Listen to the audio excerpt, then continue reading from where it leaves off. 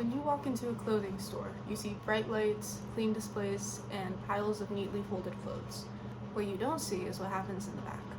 I worked in retail at a clothing store for almost 2 years. And even though I have some crazy customer service stories, what surprised me the most wasn't the customers. It was the trash. The amount of trash we produced every single day. Every weekday, Monday through Friday, we would receive in between 70 to 100 boxes of shipment. Every piece of clothing inside wrapped inside its own plastic bag. Every 100 or so pieces of clothing wrapped inside a larger plastic bag, inside of a box, and the box was also wrapped in a plastic bag. You would have to unpack everything and cram it inside our tiny backstock hallway. Within minutes, the floor was full of trash, plastic, broken down cardboard. My personal record was 23 of those really large kitchen trash bags full of plastic and 36 boxes of product that I processed to be placed on display. And absolutely everything sold. By the end of the week, there was nothing left. That was just me in one shift. There were usually 3 people in the back, so triple the waste. Most of this went straight into the trash. Not recycling, not reusing, just straight into the dumpsters. We had 3 big dumpsters and 3 smaller trash cans like you would have for a house. By the end of the night, every single one was full, overflowing even. We would have to place the trash next to the dumpster because we couldn't fit it inside. And this was just one store. That's what really stuck with me. We all know all about how terrible fast fashion is. And at this point, if you don't know, you're living under a rock or you're just blatantly ignorant and you choose to turn a blind eye to it. But it wasn't until I worked this job that I realized how terrible the industry actually is. If this much waste is coming from one relatively small store, I can't imagine what a city looks like, or a country, or the world. And this is not something you see as a customer. You just see the product, perfectly placed, tagged, processed, ready to be bought. But behind that is a constant cycle of waste. There were times where clothing was damaged or returned and we couldn't sell it at the store. We kept a bin in the back to store our damages. A very large crate of clothing. It would just pile up. Anything, really. A t-shirt that somebody tried on and stayed with makeup innocently. One loose thread. So we would toss it in the back. And the bin would start overflowing within a couple days. And what we used to do was we would take all of these clothes, scan every tag, box them up, ship them back to the warehouse in Florida where they came from. And what they told us is that back there they would fix the clothing, repair it, donate it, repurpose the fabric itself. And that was a lie. I became a key holder over the summer and I had direct contact with the owners. And eventually I found out that what they really did with those clothes was just throw them away. Maybe somebody spilled their drink at the store and a pile of 15 sweatshirts was ruined. And they would be thrown out. Not cleaned, not repaired, just thrown out. Perfectly usable and salvageable items just trashed. This connects directly to climate change because this waste doesn't just disappear. Clothing production takes massive amounts of water and energy and fossil fuels and chemicals, the dyes in the clothing. And when these items end up in landfills, they continue to impact the environment for decades. Fast fashion isn't just about cheap clothes. It's about speed, overproduction, and disposability. Currently, there's enough clothing to dress the next 6 generations of people. That's a stupidly unnecessary amount. I'm not saying this to shame anybody that likes to shop. We all live under the system. Under capitalism, there is no such thing as ethical consumption, unfortunately. Most of us were taught that buying new things is normal, that trends are to be followed, and that more is always better. But working in retail made it impossible for me to unsee the scale of waste. That's why I made this video. Not to guilt you, but to invite you to think differently. One of the easiest changes we can make is just buying secondhand. Go to a thrift store, go online, there's Depop, Poshmark, eBay.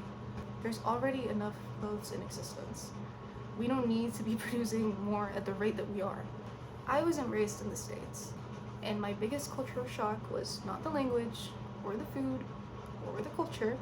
It was just how normal it is for people to throw away their items that are slightly damaged or broken or that they just don't like anymore, just to buy new ones. And also how uncreative people are to repurpose their broken things. And how uncreative I became after I was influenced by the Americans I started living with. And that one really hurt. You can learn how to patch a hole in your pants, and you patch them until they're literally not wearable anymore.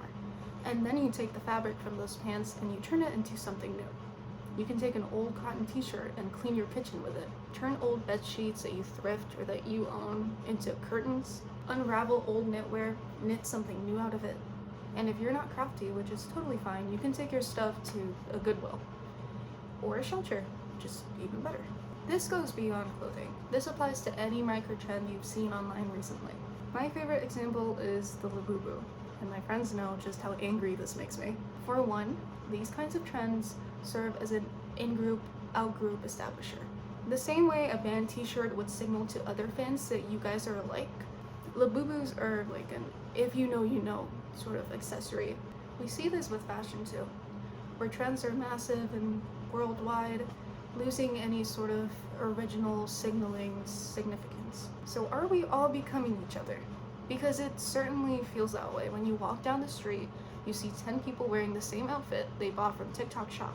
But I digress. Even though something like a Labubu isn't exactly an expensive purchase, it is still considered a luxury item. Because it won't serve you any function besides just visual pleasure or just social acceptance. They're kind of like a small way to indulge without spending an arm and a leg. The cost of living is up majorly. Young adults are struggling financially, abandoning long-term financial goals. This is known as the lipstick effect. It's an economic theory that suggests that people invest in more mini luxuries when the economy is doing really bad, a recession. Think, for example, spending $50 on a lipstick at Sephora over the weekend to treat yourself. Because really, what's the point of saving that $50 if you're not going to be able to afford a house, right? The lipstick effect is morally neutral.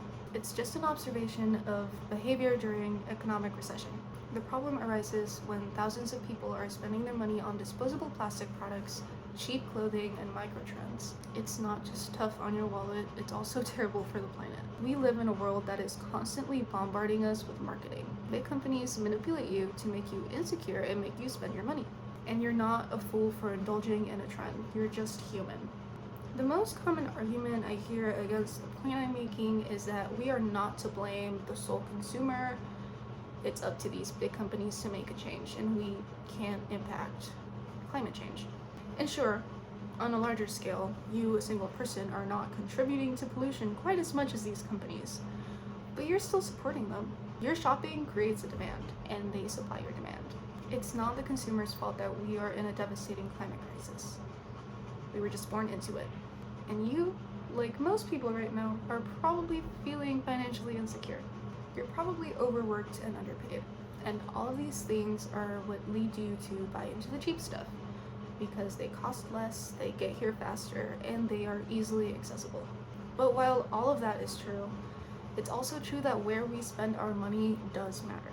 These multi-billion-dollar companies get their money from us. We know that boycotts work, and demand impacts supply. We know that the climate crisis is real, and it's bad, and we know that household purchases influence 65% of global emissions. So I'm not telling you to give up the little luxuries that get you through the day.